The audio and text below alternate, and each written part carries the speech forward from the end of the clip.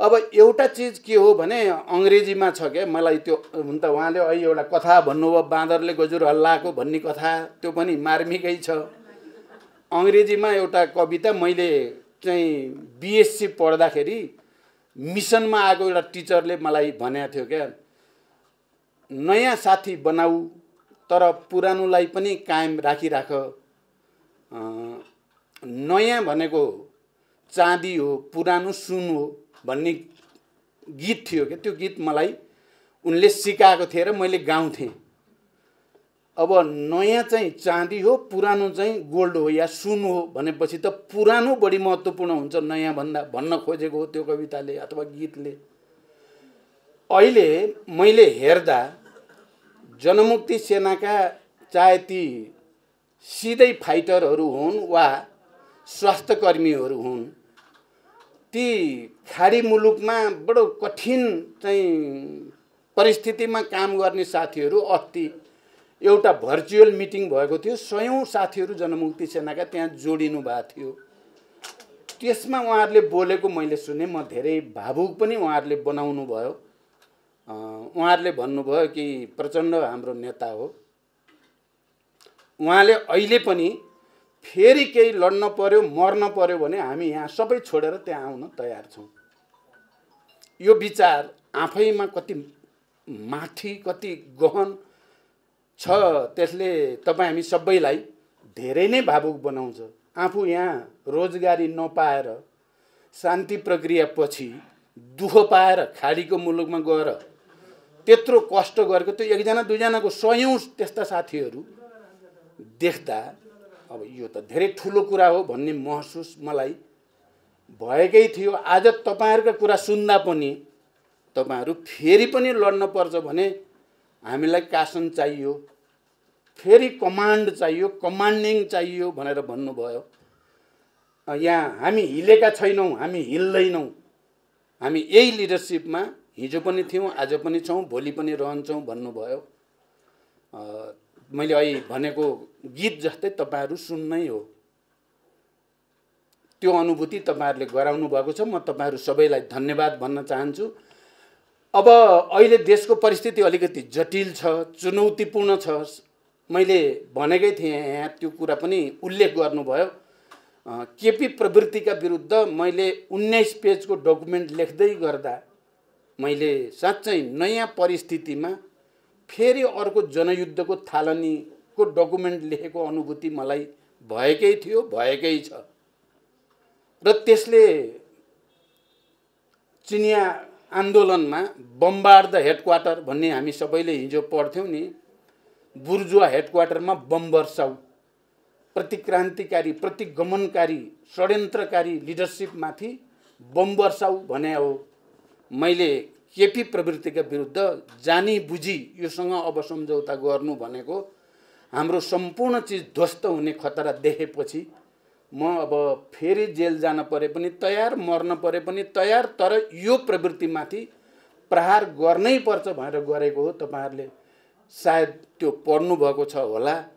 त्यो अहिले युद्ध भएर हिंसामा जाने कुरा त त्यहाँ मैले गरेको पनि होइन, अहिले नै त्यो परिस्थिति पनि होइन। तर जसरी युद्ध भनेको हिंसा सहितको राजनीति हो, हामीले गरेको त राजनीति थियो नि त्यो युद्धमा पनि।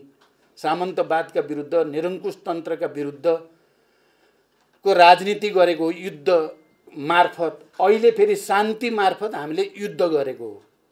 प्रतिक्रियावादी विचारका विरुद्ध, प्रवृत्तिका विरुद्ध, दक्षिण पन्थका विरुद्ध फेरि एउटा नयाँ युद्ध गरेकै हो। त्यो युद्ध अहिले चलिरहेको छ कमरेडहरु, त्यो युद्ध अहिले चलिरहेकै छ। हामीले संसद विघटनका विरुद्धको यो संविधान खारेज गर्ने, संघीय लोकतान्त्रिक गणतन्त्र नै खारेज गर्ने षड्यन्त्रका विरुद्ध देशव्यापी अभियान चलायौं र त्यो ब्याटल त हामीले जित्यौं, तर हामीले वार चाहिँ जितेका छैनौं। अझै पनि ठुलठुला षड्यन्त्र भइराखेका छन्। तपाई हामीले तपस्या र बलिदान गरेर ल्याएको राजनीतिक परिवर्तनमाथि हमला भइ नै राखेको छ। त्यसकारण हामी सबै सजग भएर फेरि एकचोटि आफ्नै खुट्टामा उभिने, हामीले अलि योसँग मिले होला कि त्योसँग मिले होला कि यो गरे होला कि त्यो गरे होला कि भनेर धेरै गरियो। तर आफ्नै साथीहरू छुट्दा, आफ्नै धरातल चाहिँ कमजोर हुँदा चाहिँ हामी अलि कमजोर भएको जस्तो देखिएको पक्कै पनि हो। अहिले फेरि हामी आफ्नो धरतीसँग जोडिने, आफ्नै खुट्टामा उभिने, आफ्नै पुराना साथीहरूलाई एकता सबै क्रान्तिकारीहरूमाथि नै भर पर्ने, क्रान्तिकारी विचार र क्रान्तिकारी साथीहरूमाथि नै भर परेर मात्रै यो लडाईँ जित्छौँ भन्ने विश्वासले नै मैले नयाँ जनयुद्ध सुरु गरेको पनि हो। आज तपाईँ देशभरिबाट आउनुभएका छोटै सूचनामा फेरि पनि एउटा आस्था, एउटा निष्ठा, एउटा भरोसा सहित तपाईँहरू यहाँ आउनुभयो र आफ्ना कुरा जसरी राख्नुभयो, यो ठुलो चिज भएको मैले ठानेको छु। र हामी जस्तो बैठक अब गर्दैछौँ, भेला गर्दैछौँ र देशव्यापी फेरि जनतासँग जोडिने, फेरि देशव्यापी अभियान चलाउनेतिर मैले सोचिराखेको छु। म काठमाडौँभन्दा अभियानमा बढी बस्ने विचार छ। फेरि 2-4 वर्ष जनताको बीचमा गएर, किनभने प्रतिक्रियावादी देशभित्र र बाहिरकाले निकै ठुलो षड्यन्त्र हाम्रो राष्ट्रका विरुद्ध, हाम्रो आन्दोलनका विरुद्ध, हाम्रा उपलब्धि परिवर्तन र उपलब्धिमाथि धावा बोल्ने कोसिस गरेका छन्। त्यसलाई परास्त गर्नु छ। मलाई विश्वास छ हामीले परास्त गरिन्छ। हामीले आफ्नै धरतीमा टेकेर मात्रै परास्त गर्न सकिन्छ। हामी आफ्नै शक्तिमा भर परेर मात्रै परास्त गर्न सकिन्छ। हामी देशका सबै सहर बजारका टोल टोल, गल्ली गल्ली र गाउँ घर, पाखा पखेरा सबैतिर मजदुर, किसान, जसरी हिजो हामीले दलित, महिला, मुस्लिम, आदिवासी जनजाति, मधेसी सबै वर्ग तह तबकाका जनतालाई अधिकार सम्पन्न गराउने लडाईँ लड्यौँ र हामीले जित्यौँ। हामी फेरि एकचोटि अभियान चलायौँ भने अहिले युद्ध गर्नुपर्ने स्थिति छैन। अहिले शान्तिपूर्ण ढङ्गले नै हामी आफ्नो खुट्टामा उभिएर जनतासँग जोडिने अभियान चलायौँ भने प्रतिक्रियावादीहरू परास्त हुन्छन्, हामी जित्छौँ र हामीले जित्नै पर्छ। यस बीचमा हाम्रो ध्यान अलिक कम तपाईहरुप्रति गएको साँचो हो। फेरि म ढाँट्न पनि सक्दिनँ, जान्न पनि जान्दिनँ। अलिक कम ध्यान, मैले भने नि नयाँ मान्छे खोज्छौँ भन्दा पुराना साथीहरू जसले हामीलाई यो ठाउँसम्म ल्याउन मुख्य योगदान गरेका हुन्, ती साथीहरू अलिकति छुटेको चाहिँ पक्कै पनि हो। अब चाहिँ त्यसलाई फेरि एकचोटि उल्ट्याएर सच्याउने प्रतिबद्धता मैले आफैले गरेको छु। अहिले तपाईहरुको अगाडि उभिएर मात्रै भनेको होइन, मैले पार्टी कमिटीमा जिम्मेवार ठाउँमा यो कुरा भनिराखेको छु। एकचोटि फेरि कोर्स करेक्सन गरेर प्रतिक्रियावाद र अवसरवादका विरुद्ध लड्न अगाडि बढ्नु पर्छ भन्ने संकल्प मैले लिएको छु। यद्यपि जनयुद्ध सुरु गर्ने बेलामा म 42-43 वर्षको थिएँ। अब अहिले 66-67 वर्षको भएँ। उमेरले कति दिन्छ भनेर पनि कतिपयले भन्छन्, ल अब उमेर भएका त छोड्दिन पर्छ भन्छन्। म छोड्नेवाला छैन। माओ सेतुङले 72 वर्षमा सांस्कृतिक क्रान्ति गरेका थिए। म एकचोटि फेरि क्रान्तिमा अगाडि जानेमा छु। तपाईहरु यो कुरामा चाहिँ विश्वस्त रहनु होला। म छोड्नेवाला चाहिँ छैन, म लड्नेवाला नै छु। मैले लडेँ, अहिले पनि एउटा ब्याटल त लडेँ मैले अहिले, र त्यो ब्याटल हामीले जित्यौँ पनि, र अरु 2-4 वटा ब्याटल जित्न बाँकी छ र हामीले जित्नै पर्छ। अब फेरि यति भन्दै गर्दा अलिक कमी भयो। चाहिँ हिजो साथ दिएका, दुःख पाएका धेरै साथीहरू अलि ओझेलमा परे भनेर मैले आत्मसमीक्षा गर्दै गर्दा फेरि म के पनि सम्झाउन चाहन्छु भने पार्टीले र मैले फेरि कसैलाई पनि केही गरेन भन्ने आरोप त लगाइदिन हुन्न। फेरि म माथि अन्याय हुन्छ।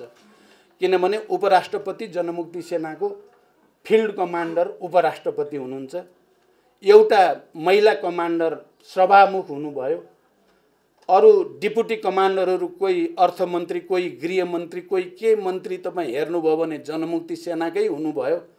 अहिले यहाँ बोल्दै गर्दा उहाँले भन्नुभयो म संसद सचिवालयमा काम गर्दैछु भनेर, यही चाहिँ रिपोर्ट राख्ने कमरेडले पनि भन्नुभयो, अर्कोले नि भन्नुभयो मैले लोकसेवा पास गरेर म त यहाँ काम गर्दैछु पनि भन्नुभयो।